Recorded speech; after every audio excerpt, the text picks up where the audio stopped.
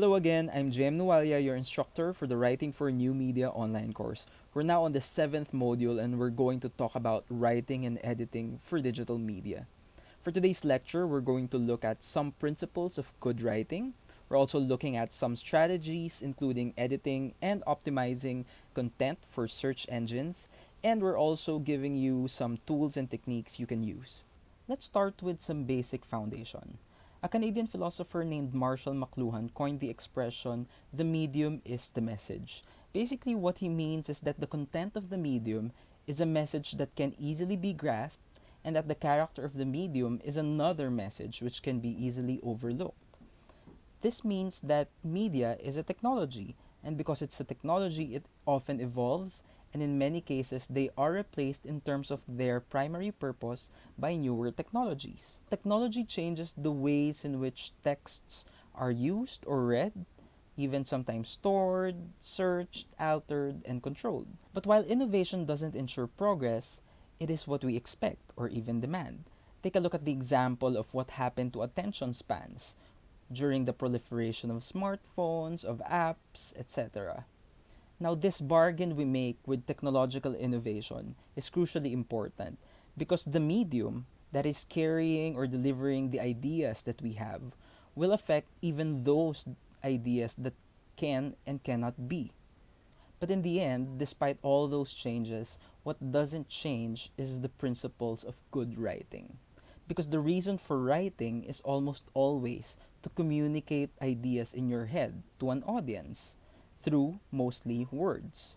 And principles are important no matter what the medium is or no matter who the audience are. So that's what we're going to look at in the next sections. To help you think like a real writer and do what good writers do, you need to understand what the principles of good writing are.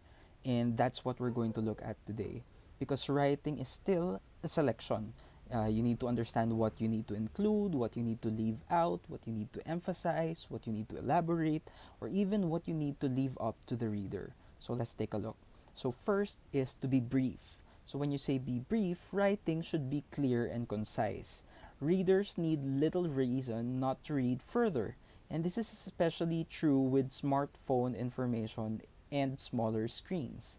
So mas maikse, mas maayos kasi nahihirapan yung mga taong magbasa ng mahahabang sentences, especially sa maliliit na devices lang. So let's take a look at this example. So the problematic sentence we have here is this. The essential question that must be answered that cannot be avoided is existential, which is whether or not to even exist. So, di ba nakita nyo, ang daming pauses, may mga commas pa, etc. Now, we understand what the writer is trying to do here to become very prose and poetic, etc. But you can just simplify it and be brief by saying just this. To be or not to be? That is the question. O diba? Mas simple, mas maiksi. If you know Ernest Hemingway, ang isang technique na ginagawa din niya is to write a short story in 6 words. So, maybe something similar to that yung pwede ninyong gawing exercise just to practice how to make your sentences as brief as possible. Another principle is to be precise. Now, we strive to use exactly the word that our meaning requires, not one that is close or even worse or just sounds like the right word. Let's take a look at this example. A sense of trust is induced. Now, is it really induced? Because trust is enabled, it's rewarded, it's encouraged, but it's never induced.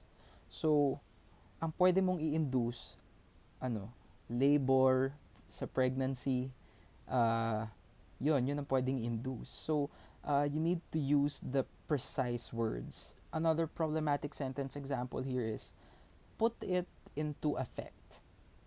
Now, sounds like lang pero hindi affect yung tamang word, but it should be effect. Now, another sentence here is, she was surrounded by messages. Now, when you say surrounded, that's highly unlikely because you can only be, what? Drowned in information, inundated with messages, but not surrounded by it. Here's another one. Some random friend called me out of the blue. Now, the keyword here is random because It's never random for a friend to call you out of the blue. Because when you say random, it means that each and every member of a population has an equal chance of being selected. And not everyone in the population is your friend. So that's not the proper word to use at all. So I guess clear na sa inyo ngayon yung be precise. You need to be careful with the choice of words. Kasi pwedeng ang nangyayari is katunog lang or opposite yung ibig sabihin or hindi eksakto yung ibig sabihin. Third principle is to be active. Now when by active it means to use the active voice. So I guess kung naalala niyo pa yung English lessons ninyo, you all understand the difference between an active voice and a passive voice in sentence structuring. So why do we prefer active voice in sentences? That's because it adds energy and it also makes the sentences shorter and more readily understood. So let's take a look at this example. So the passive sentence here is, the ball was fielded by the baseball player. If you turn this into an active voice to make it shorter and more understandable, pwedeng dumiretso ka na sa subject or dun sa person. So, the baseball player fielded the ball. So, di ba? Mas madali, mas maiksi, and mas madaling maintindihan. Now, it's not always the case that you need to use active voice because hindi naman talaga may iwasan yung passive voice. Pero kapag yun na lahat ng nakasulat sa article mo or sa sinusulat mo, that will be too boring and lifeless. So important to make sure that majority of your sentences are in active voice. Fourth principle, be imaginative. So hindi na lang kailangang puro straightforward sentences. You can inject art in your writing. You can use analogies, similes, metaphors. There are tools at your disposal to make it as creative as possible.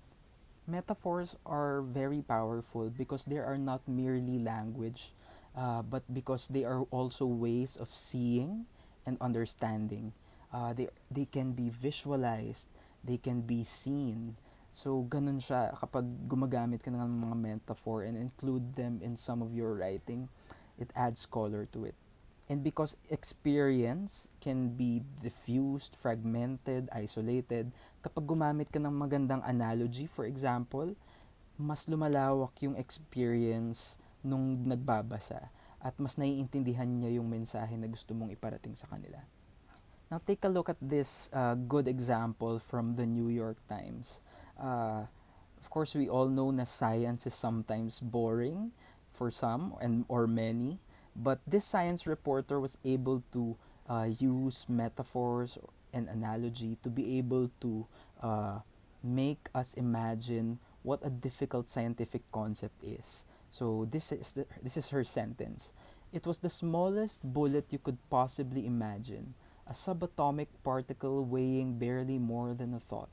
It had been fired out of a gravitational gun barrel by a cosmic blunderbuss, a supermassive black hole. O, diba? Parang ang creative ng dating niya.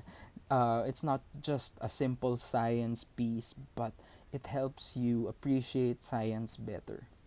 Now, the trick or skill that you need to develop is to see analogies and metaphors in your mind's eye. Ano ba yung nai-imagine mo kapag meron kang sinusulat na isang konsepto? Ano yung pumapasok sa isip mo na visual peg na pwede mong ikumpara sa kanya? So, that's something that you can also take a look at. We also need to be careful with the use of metaphors. Minsan hindi dapat sobra, hindi rin dapat basta ka lang gumamit for the sake of gumamit ka. Because the purpose really of metaphors is to help us communicate an idea, to help people understand oftentimes yung mga malalalim na concepts. But if you use a metaphor wrong, in a wrong way, na ang nangyayari is mas lalo pang hindi naintindihan yung concept mo, then that is the time that you don't have to use a metaphor.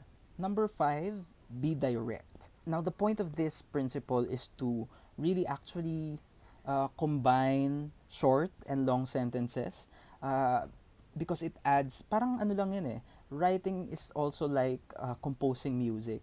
Parang yung mga notes na nag-iiba-iba ng tono. Kasi imagine if you just write all long sentences, it's like listening to music na pare-pareho lang ng note. 'di ba? So, it helps if you have a mix of short sentences, long sentences, medium length sentences. So that's the point of being direct. So minsan brevity is really useful. So when you pair a short sentence with a long one, it can add energy and pop. Number 6 is to be consistent. So consistent, ang point nito is to look at your verb tenses. Kasi if you start off with present tense, make sure that you continue the entire piece in present tense. Or if you start off with past tense or past participle, you need to also keep it that way until the end. This is one example of a problematic sentence. So here, one cannot think well, have love, and fall asleep if dinner was bad. So you see yung tenses dyan, cannot think is present tense, and then have is present participle, and then fall, and then you have was, naging past tense. So if you fix that, this is the proper way of doing it. One cannot think well, love well, and sleep well if one has not dined well. So nakikita nyo, dapat nagmamatch yung tenses ng mga verbs. And those verbs are yung think, love, at saka sleep.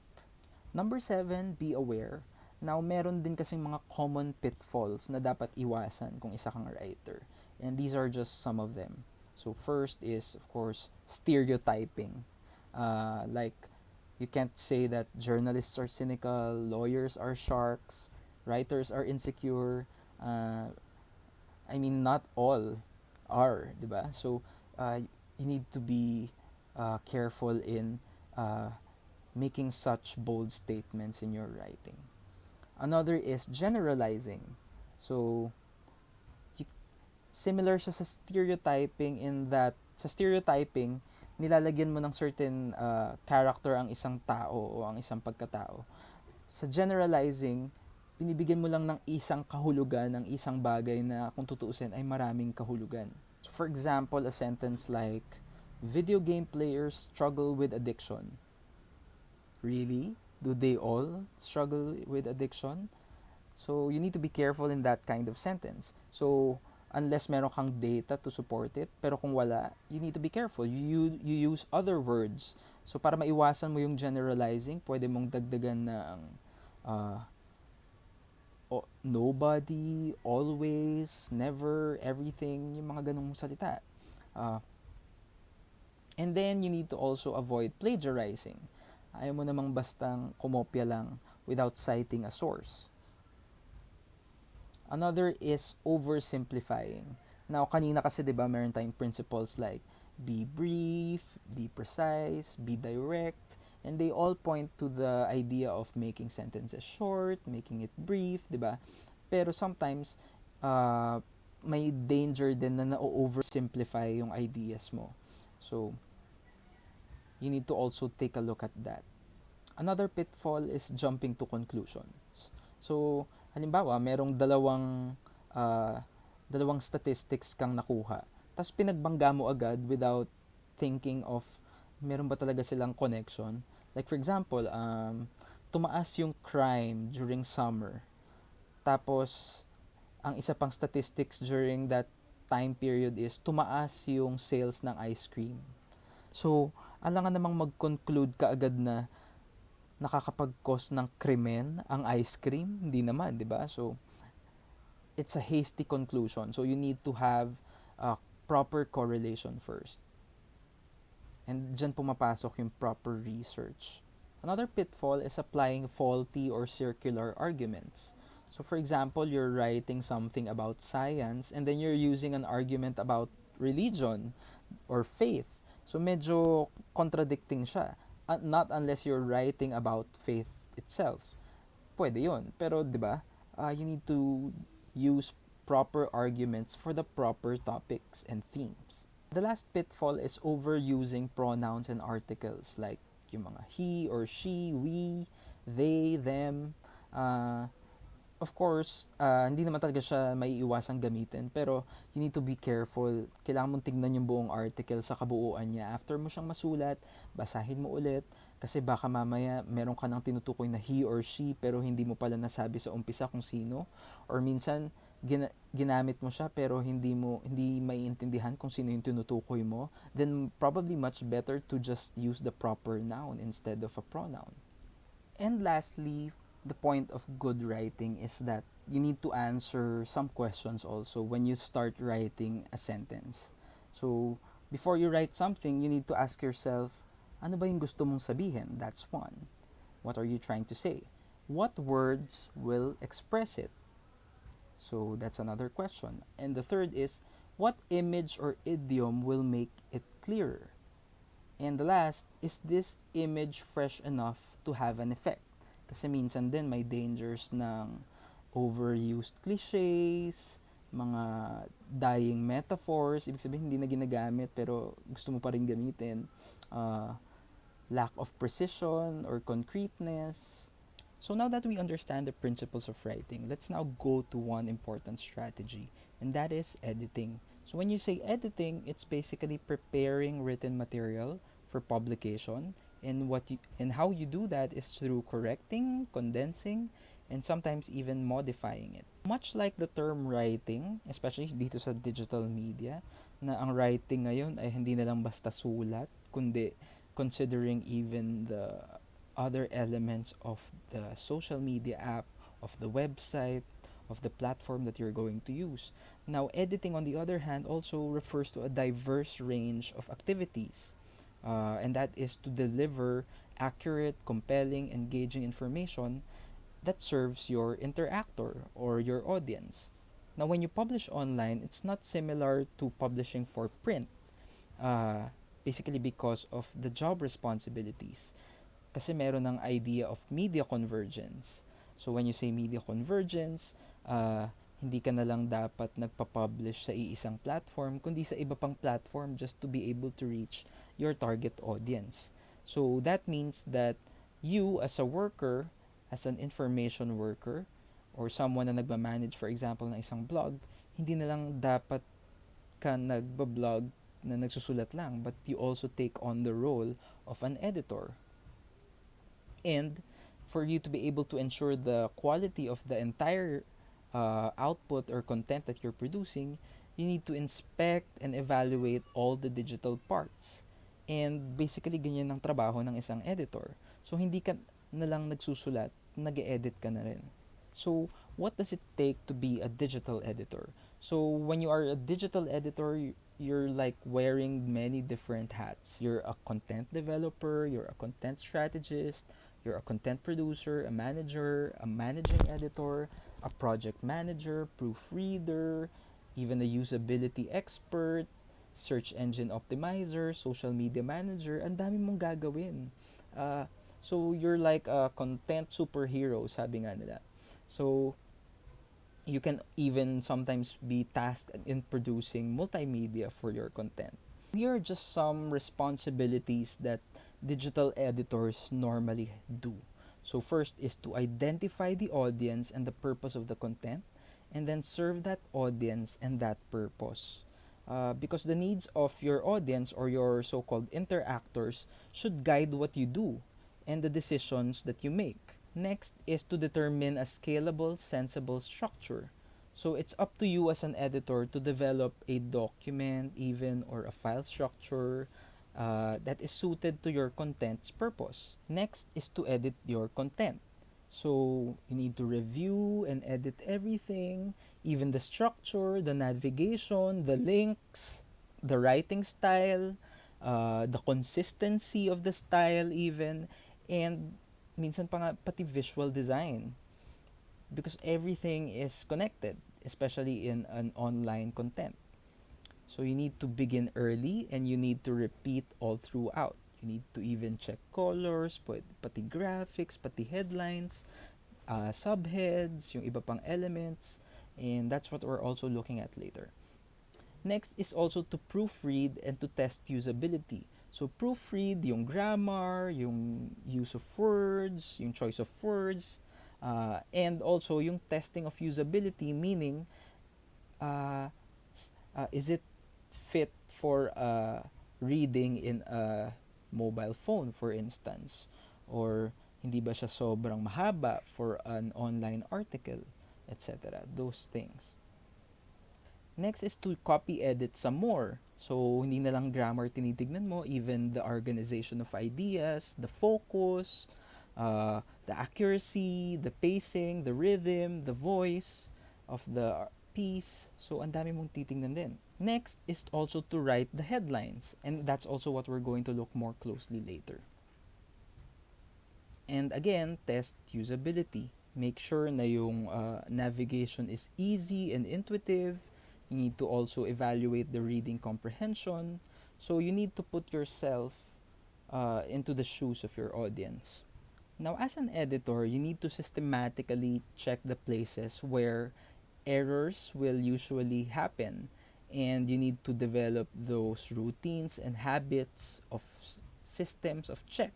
So usually gumagawa ka ng checklist, and these are just some examples of what you can check for errors. So you need to look at the bylines and the date lines, the headlines that you use, the deck heads, the subheads, yung mga credits, captions sa mga photos, lahat ng links na nilagay mo dun sa article, lahat ng references, are they correct? Are they working? Etc. Even yung grammar, yung spelling, yung quotation, baka may nawawalang mga quotation marks, mga punctuation, even yung mga hyphenation, yung mga line breaks. Kasi masakit sa mata yan madalas kapag may mga significant or kahit maliit lang na pagkakamali. Napapansin nyo ng mga reader. Even yung mga meta tags and descriptors, para naman to sa search engines. Kasi sayang naman yung sinulat mo kung hindi yan lalabas sa mga Google search. Mga page title, and even yung mga copyright and the last updated text. Now, there are some specific steps that you can take as an editor. And these are just some proven ways that can help you greatly improve your content. So first is read once through quickly. So this gives you a sense of what the story is about and reveals the flow and the arc of the narrative. So pag binasa mo siya ng isang buo, nakikita mo yung kabuuan niya. Next is, ito, first time nyo siguro ito maririnig, read backward. Ito naman, this is a brain exercise because it allows you to engage at the word level instead of the sentence or paragraph level. Kasi when you read backwards, mas tinitignan mo yung mga words, hindi yung mga sentences. Kasi minsan pag straight ka lang nagbasa from top to bottom, ang tinitignan mo lang is yung, minsan nagsascan ka lang eh. Hindi mo iniisa-isa yung words. So, it helps if you read backwards kasi mas nagfo-focus ka ngayon dun sa bawat salita. And that helps you see kung may mga mali. Next is to print out a hard copy. So, when you have hard copy, minsan mas madali yun sa iba eh. Mas nakikita niya, pwede mong lagyan ng mga markers, ng mga corrections, and then saka mo i-edit ulit sa computer. This next tip is also helpful, especially if you're writing something na about to be read or performed or broadcast, hindi yung binabasa lang. It helps if you read aloud because malalaman mo ngayon kung yung sinulat mo ay for conversation or only for reading. So, pag binasa mo if you read it out loud, malalaman mo na, masyadong mahaba yung sentence, kakapusin ako sa hininga. So, you need to make it shorter. So, that's the purpose of reading it out aloud kasi napapractice mo kung practical ba siyang basahin. Next is to read to find holes in the story and to evaluate organization.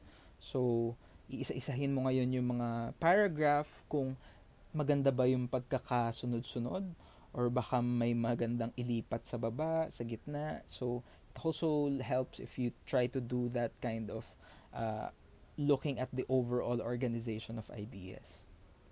Next is to cut it up and spread it out. Merong ganitong ginagawa kasi yung iba. So, pagka-print niya, ika-cut out niya per paragraph. Tapos, ang ginagawa niya minsan nga inaalis niya yung isang buong paragraph kapag hindi niya gusto. So it helps kasi nare-rearrange niya into something better. And last, of course, is to read it all again. After mong gawin lahat ng mga tips is basahin mo ulit for a second look or third look even. Minsan pa ang ginagawa pa ng iba, iniiwan muna nila for a time, minsan days, weeks, tapos babalikan nila sa kanila babasahin kasi it gives them a fresh perspective. This is one strategy that is very much considered now, especially sa online, and that is search engine optimization. Kasi we want you to have your content to be easily searchable. Kasi ang hirap naman na nagsusulat ka tapos ipapublish mo tapos hindi rin naman nakikita ng lahat kasi hindi pala siya searchable. So that's the purpose of search engine optimization. So usually search engines like Google, Yahoo, they rank content using keywords.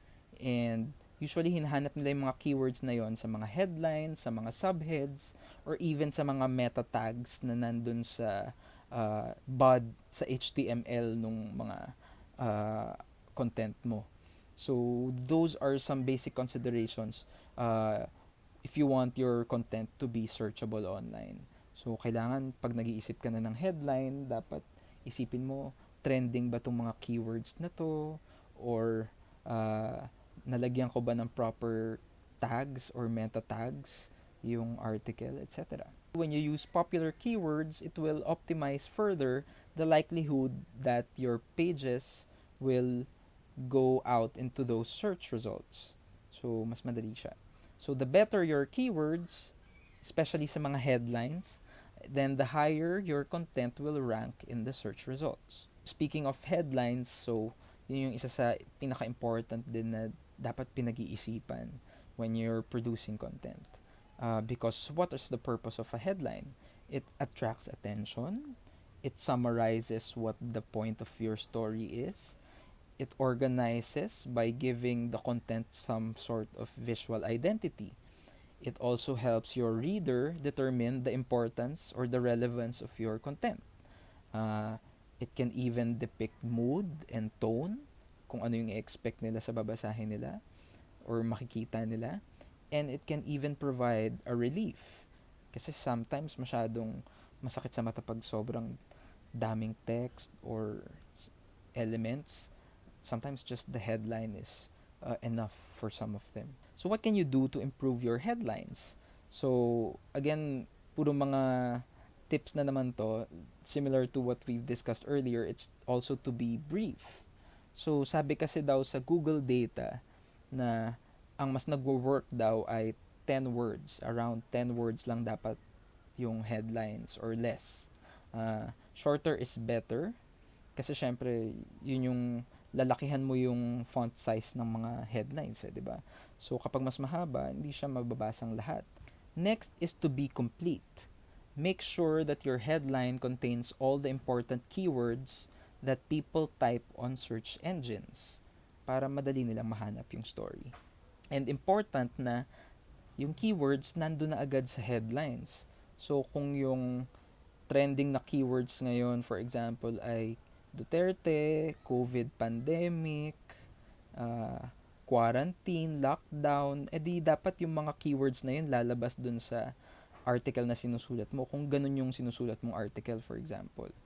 Also, you need to be clear. Kasi minsan, gumamit ka nga ng keywords pero hindi naman maayos yung pagkakasulat, pagkakakompose mo sa headline. So, dapat maintindihan pa rin ng audience mo kung ano pa rin yung story just by reading your headline. Kasi most of the time, headline na lang din minsan yung binabasa ng mga audience. And last is to be proactive. So, kailangan mong i-test yung keywords mo. So, pwede kang gumamit ng Google Trends to check if it's trending. So, some additional guidelines para mas ma-improve nyo pa yung pagsusulat ng headlines. These are just some. First is to use present tense. Because headlines about events in the recent past, usually ginagawa silang present tense para may sense of immediate or immediacy and drama and para may sense na bago siya. Next is to omit the articles. Articles meaning yung mga an, the, di ba? So, dapat wala na yung mga yon. You can shorten your headline by removing all those unnecessary words. Third is to omit present tense forms of the verb to be. So, yung mga is, are, pwedeng wala na yun eh. Kumbaga, kaya ganun ka-short yung mga headline para siyang telegram, if you're familiar. So, usually sa headlines kasi, people just assume that there is already the verb na is and are, kahit na tinanggal mo na siya. Because they're already aware of how headlines are written. Pero unless super kailangan, kasi they're needed for clarity, saka ka lang maglagay ng mga ganong verb. Pero most of the time, hindi siya ginagamit sa headlines. Next is to replace the word will. Yung mga they will kill or they will pass the bill. So instead na will, para umikse, you can just use to. So parang Congress to pass bayanihan bill, parang ganon.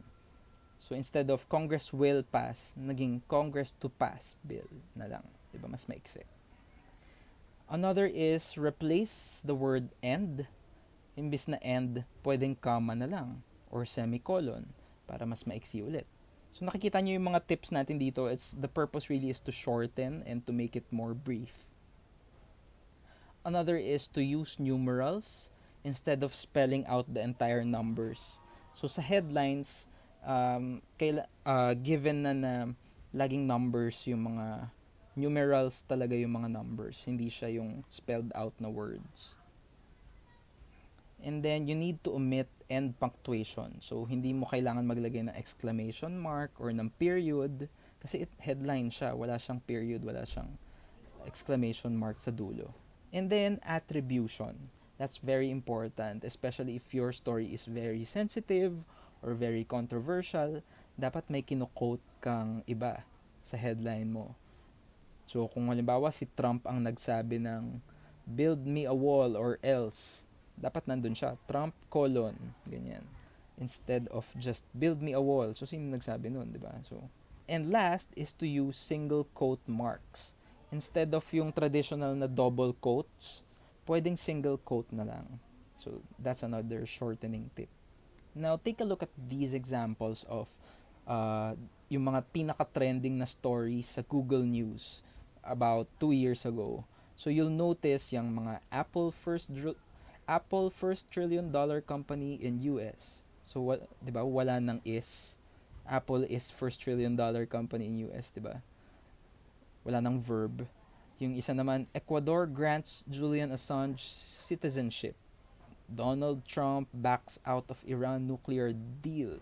So you'll notice na hindi sila more than 10 words. Tas laging may proper nouns kasi yung mga proper nouns like Donald Trump, Julian Assange, sila yung mga mas sinesearch. Imbis na sabihin mong Ecuador grants whistleblower citizenship, mas sikat si Julian Assange. So why not use him instead of just the word whistleblower?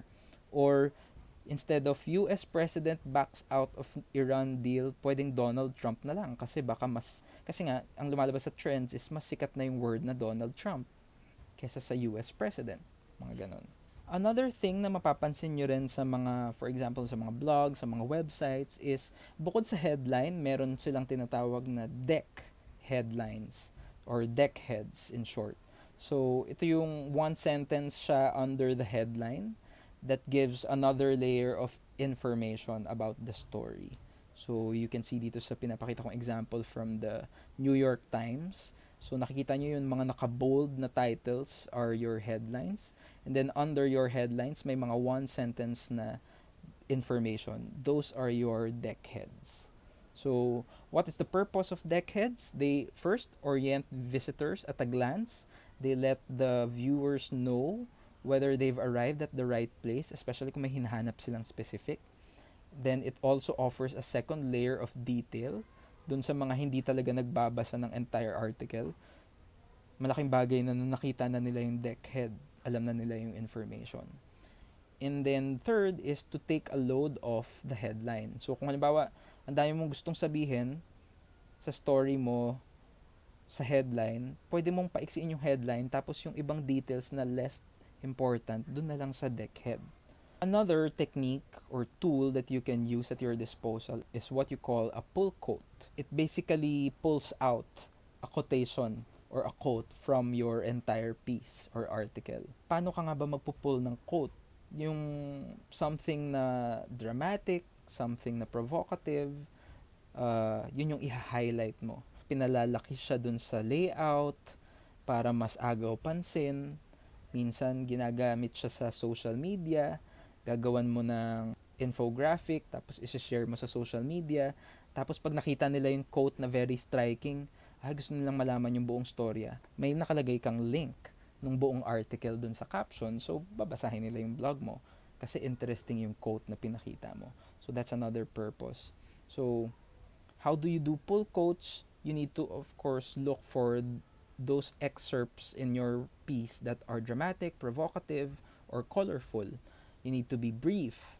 Hindi mo kailangan ibigay lahat ng detalye. Something lang na mako-curious sila.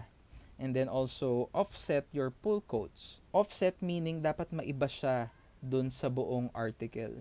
So, kung halimbawa, very striking yung quote na yon, what you do is make it into a bigger typeface or bigger font size, and then make it bold face, etc.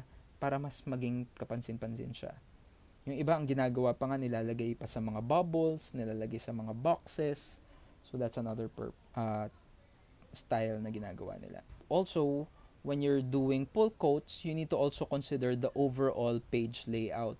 Kasi usually, ang pull quote, hindi siya nilalagay right after an image or right after the headline. That's a wrong way of doing pull quotes. Usually, yung pull quotes nasa gitna ng article kung saan puro text lang.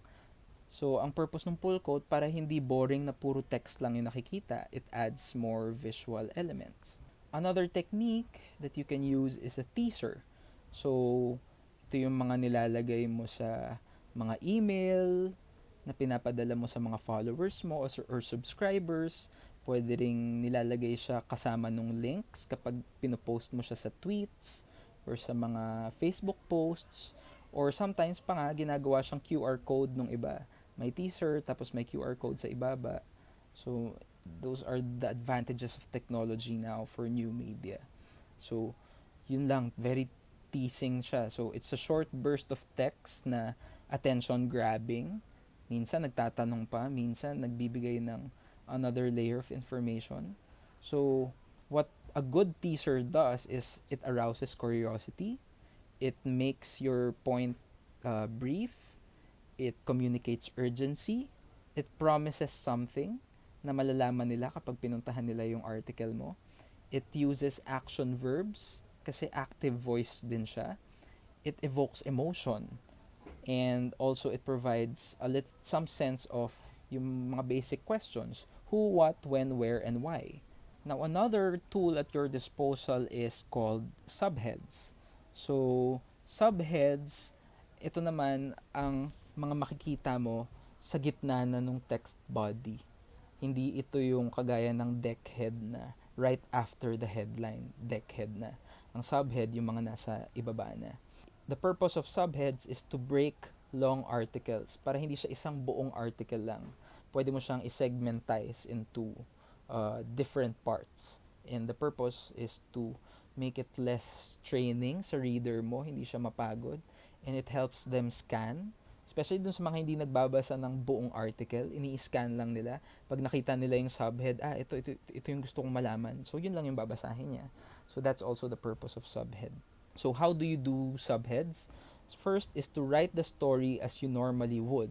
So, susulat mo muna yung buong article as is. Wala munang subhead. Number 2 is don't insert a subhead too soon. When you say that, it means hindi dapat, parang kagaya din ng pull quote, na ang pull quote hindi dapat right after an image, right after a video, or right after the headline.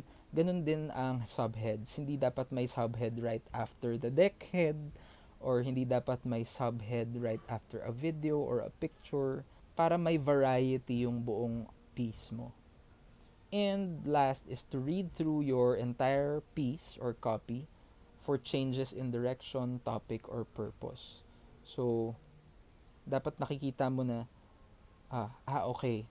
Kaya may subhead kasi ibang topic na yung dinidiscuss or ibang issue na within the article. So, that's the purpose of your subhead. So, this is an example. This is a feature from CNN Style. So, the title of its feature is, Our Cities May Never Look the Same Again After the Pandemic.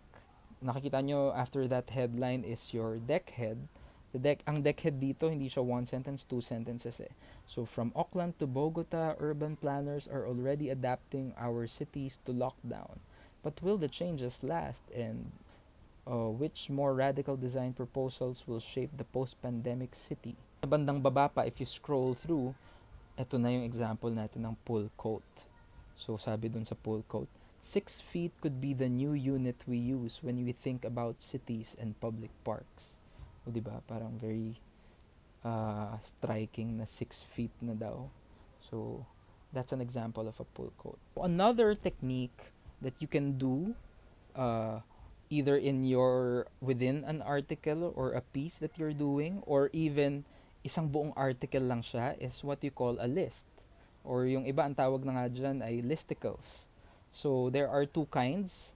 The first is the ordered list, and the second is the unordered list. Basically, yung ordered list, meron lang siyang numbers. And yung unordered list ay walang numbers, usually bullets lang.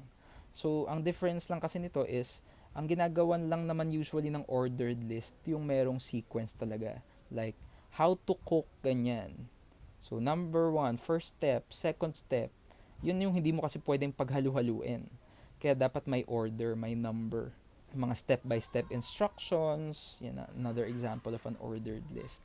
Now, kapag hindi naman siya kailangang may order, hindi mo naman kailangang, halimbawa kung instruction siya, na hindi kailangan sunod-sunod mong gawin, pwedeng mauna yung nasa baba, you can use an unordered list. So, how do you determine when and how to use a list? So, these are some tips. So, you need to understand first what the purpose is. So, lists shouldn't come out of thin air. It takes time to set up. So, you need to signal the reader what he or she is about to see. Next is to present list items consistently. Ang point nito is, kung halimbawa, nagsimula yung list mo sa verb, then dapat verb din yung ibang list. So, halimbawa, open the TV, click the ganyan, or, 'di ba? So, lahat verbs yung mga nasa list mo. And then, keeping it brief. So, ang sweet spot daw is usually 6 to 8 items lang. Kapag mas mahaba, nawawalan ng interest daw yung mga readers. And then last is to avoid the overuse of lists. Especially kung sa iisang article, ang daming list, parang sakit na sa mata nun. Now, the most powerful tool in the arsenal of a writer online is the link. So, what are links? These are your most common form of hypertext. Basically, it's a simply computer-coded text capable of taking the reader somewhere else. Ang nagagawa niya, it directs attention, it attributes information, and it is able to cite and refer the sources and source documents that you are referring to in your article. It also provides context because it refers the reader to other related articles, other sources, other definitions and explanations. It also entices readers with something more if they want to read something else na related dun sa binabasa nila. Or kung halimbawa may interview dun sa article, they want to see the full transcript, meron kang ilalagay na link for them to be able to see the full transcript. That's an example of it. And it also offers interactivity or a personalized experience because as they scroll through your multimedia content or new media content, they can just click anything with a link, and then it brings them to somewhere else. So how do you link? You need to consider the size. It should usually be the same size as the main body text. Kung ano yung, halimbawa, yung text font size mo sa body is 12, dapat yung link mo is size 12 din.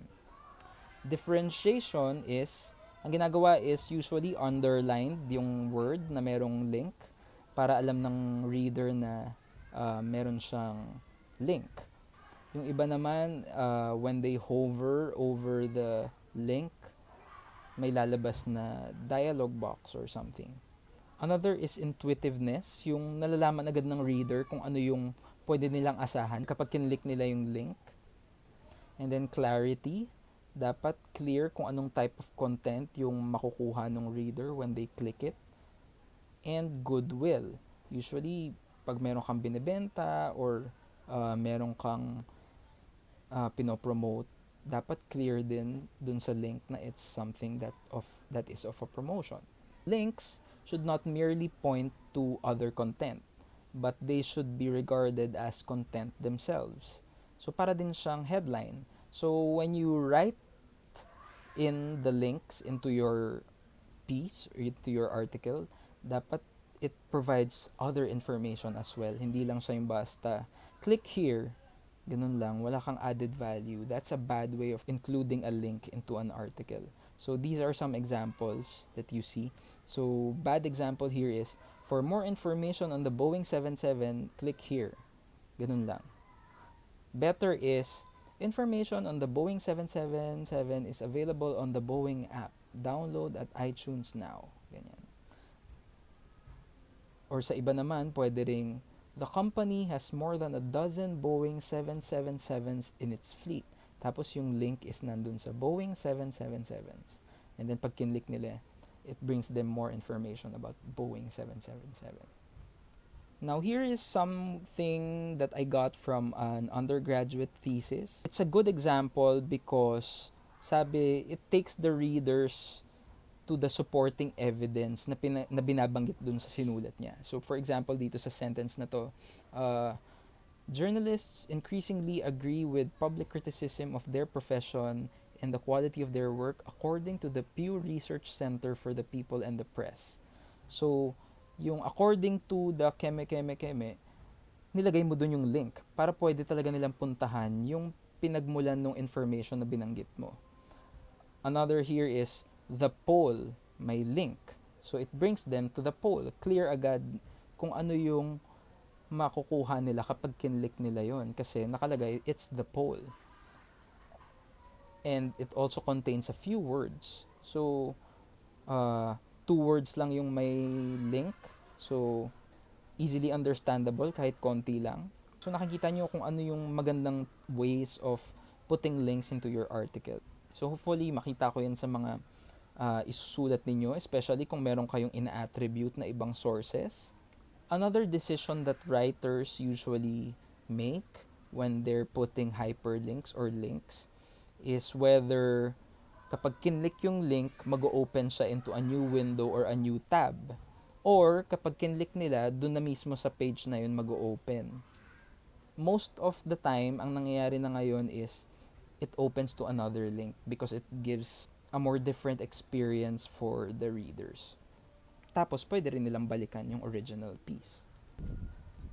Now, what are the different types of links that you can use at your disposal? The first one is called embedded links. So, ito yung mga links na nasa website mo talaga, like mga navigation bars, mga images, mga buttons and icons na kapag kinlik, dun din sa loob ng website mo mapupunta.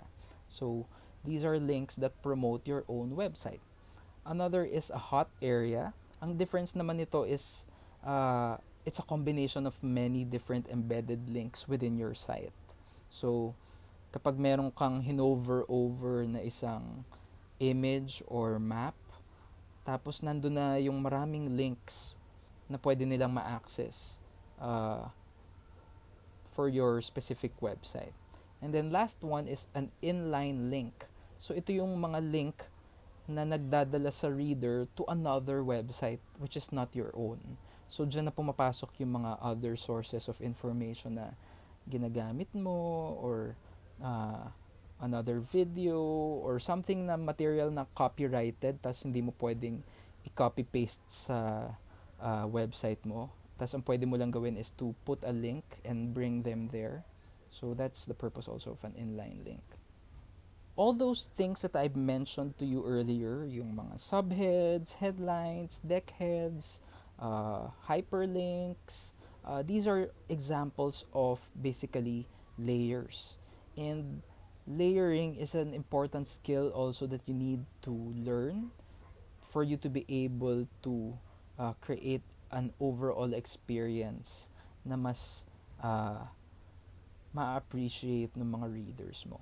So what are the basic forms of layers na pwedeng i-consider ng isang writer sa online? So, mga highlighted keywords, mga links, mga variations ng typeface para makita nila yung differences ng subhead, ng headline, ng deckhead, ng body text. There's also variation in color, subheads, mga lists, mga paragraphs with one idea each. Usually, ganun naman talaga. One paragraph, one idea. And then last is information presented in inverted pyramid style. So when you say inverted pyramid style, yung most important element ng story mo, dapat binabanggit mo na sa umpisa pa lang. Kasunod yung less important and then least important. And of course, above all is to be brief.